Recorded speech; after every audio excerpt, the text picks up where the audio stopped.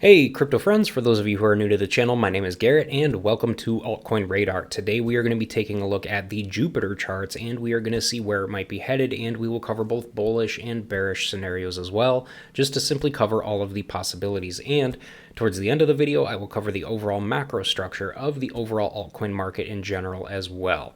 Now, for those of you who love trading crypto and would like to try out the same crypto exchanges that I use on a regular basis, feel free to go ahead and try out either the MEXC exchange or the Blowfin exchange, with the links in the video description down below this video. Now, the reasons why I love these exchanges: one, I love MEXC because they have some of the cheapest trading fees in the entire industry, which is very nice because you simply get to keep more of your profits. Now, the reason why I love Blowfin is because they allow anybody from anywhere to sign up and trade crypto futures. So if you are from the United States and you want to trade crypto futures, you can do it right here on Blowfin. And realistically, this is personally where I trade my crypto futures right now as well. I've been trading on here for about 6 months now and I absolutely love it here.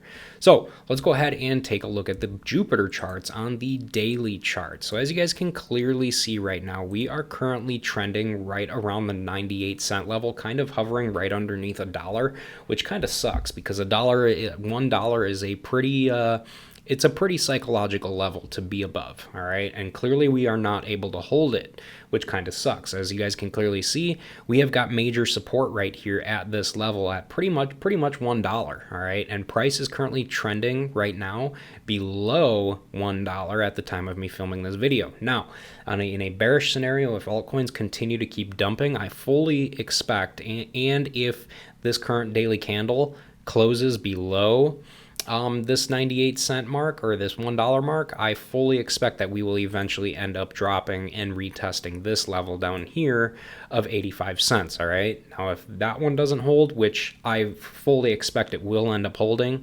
simply because of how much strength Jupiter has and how much liquidity is in Jupiter itself. I mean, there is all kinds of money flowing through Jupiter, and it's awesome. But if we end up not being able to hold 85 cents, we've also got very strong support down here at 75 cents as well. So that's another level to keep an eye on as well also. Now, if we do end up coming down to this 85-cent mark and we do end up gaining momentum again, my guess is we'll end up going back up to this $1 level. We'll hit resistance here and we'll probably end up coming back a little bit, probably halfway or so, before potentially gaining momentum if the trend is strong enough, and hopefully going up and breaking through this downtrend and heading up towards this next level of resistance here at $1.18, all right? Now, once we hit this $1.18 level, my guess is we'll come back down about right here maybe, which is where we have midterm support right there, and bounce off, and if there's enough momentum, bounce off and go up to the next resistance level. The goal here is to be creating these higher and higher lows all the way up in a step-by-step fashion. And that's realistically what we want to see here in a bullish scenario after a bearish drop, all right?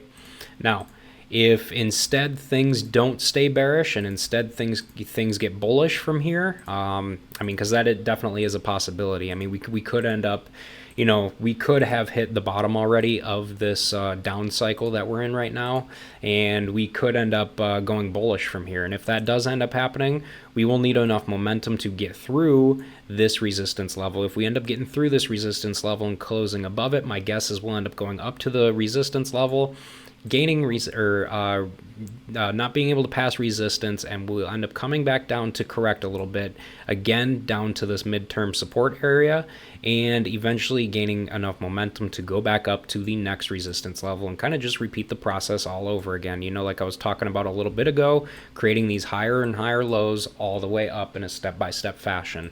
That's typically what we want to see happening here, all right? So with support and resistance levels aside, let's go ahead and take a look at some of the indicators and see what the indicators are telling us. So let me go ahead and delete these real quick, and we will go ahead and turn on the EMAs.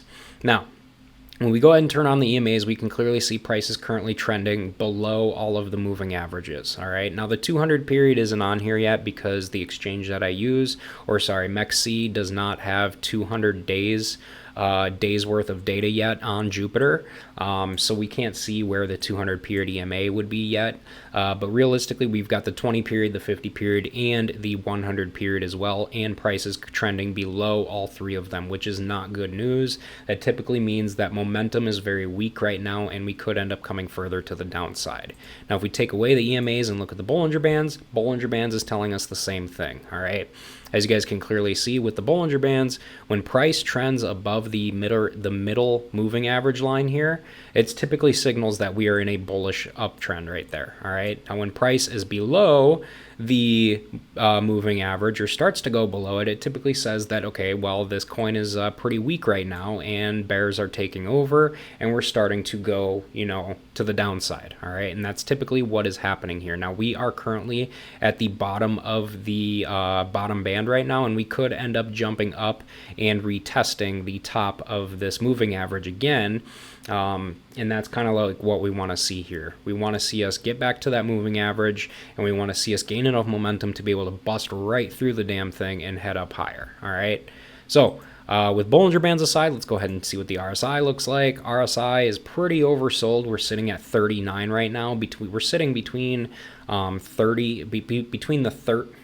between the very bottom 30 level and the neutral level at 50. We are sitting at 39 right now, which we're pretty oversold, and we're technically due for some some upwards movement. But since we are not technically below the 30 level yet, we do still, that does tell us that we do still have some room to the downside if it does want to drop a little bit further. Now, if we do end up dropping to this lower support level down here at 85 cents, I fully expect that the RSI will end up coming down below the 30 level as well. And at that point in time, that'll basically signal to me this thing is going to end up, having a potential reversal, and we'll start moving to the upside. That's the overall hope anyway. All right. So with all of that aside, let's go ahead and take a look at the overall altcoin market. So looking at the total 3 chart, which the total 3 chart is the #1 chart for the overall altcoin market cap. As you guys can clearly see here, we did pretty decent for a while. We were creating a bunch of higher lows all the way up, which is what we want to see.